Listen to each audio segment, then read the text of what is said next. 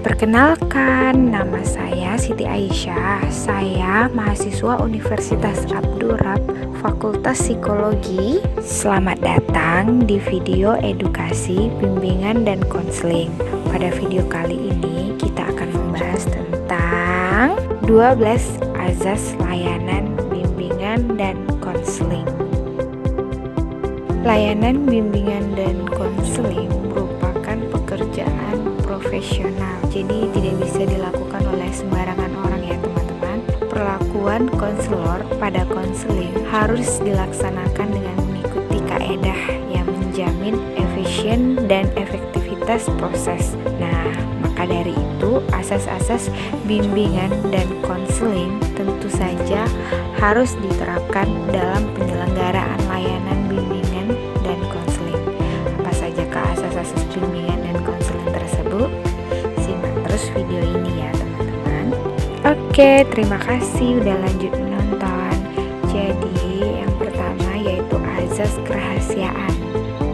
Tidak ada manusia dong yang rela privasinya diketahui oleh orang banyak.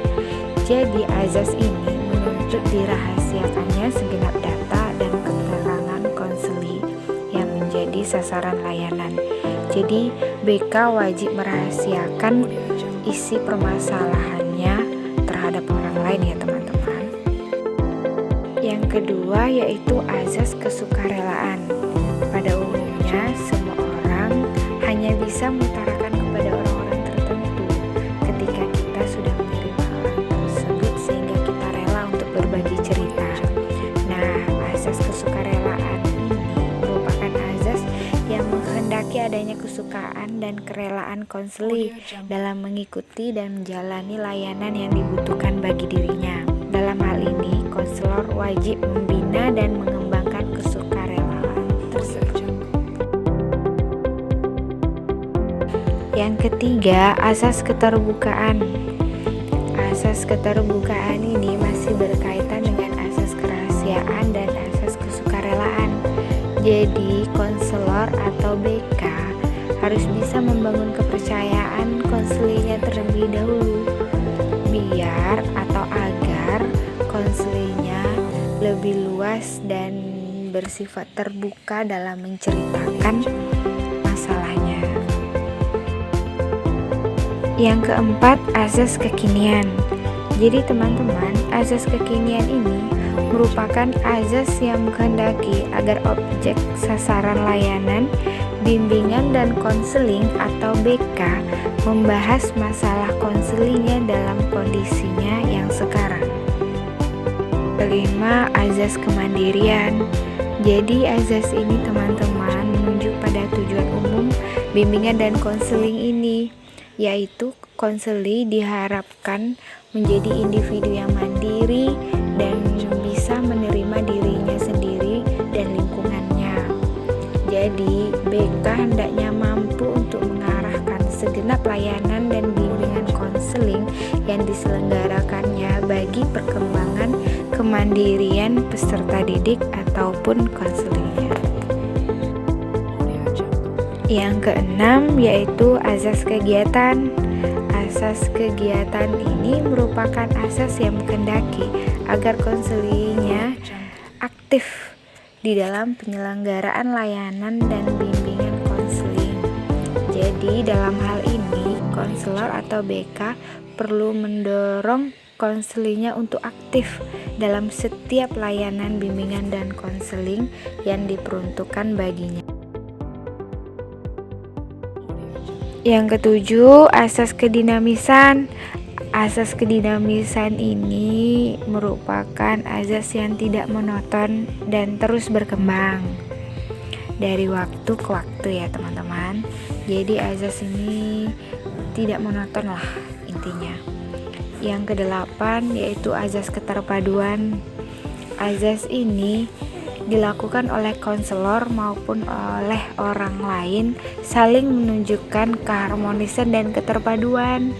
Jadi azas ini kerjasama antara pihak-pihak yang berperan dalam layanan bimbingan konseling dan terus berkembang. Selanjutnya yang kesembilan, azas kenormatifan. Jadi azas ini ialah azas yang tidak boleh bertentangan dengan norma-norma yang berlaku, baik itu norma agama, adat, hukum, ilmu pengetahuan, maupun kebiasaan sehari-hari. Kemudian ke-10, azas keahlian. Keprofesionalan konselor harus terwujud baik dalam penyelenggaraan jenis layanan dan kegiatan bimbingan ataupun konseling maupun dalam menegakkan kode etik bimbingan dan konseling. Yang ke-11, azas alih tangan kasus merupakan azas yang menghendaki agar pihak-pihak yang tidak mampu menyelenggarakan layanan bimbingan dan konseling secara tepat dan tuntas atas suatu permasalahan konseling agar bisa mengalih tangankan permasalahan itu kepada pihak yang lebih ahli.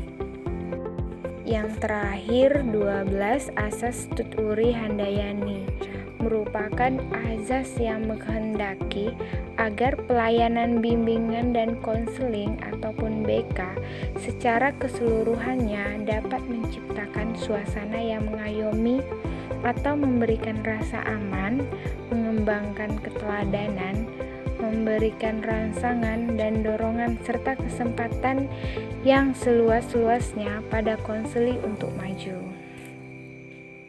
Oke, sekian dulu ya penjelasan tentang asas bimbingan dan konseling. Terima kasih buat teman-teman yang sudah mendengarkan video ini sampai akhir. Semoga video edukasi BK ini bermanfaat bagi guru BK di Indonesia dan teman-teman yang bekerja di bimbingan dan konseling.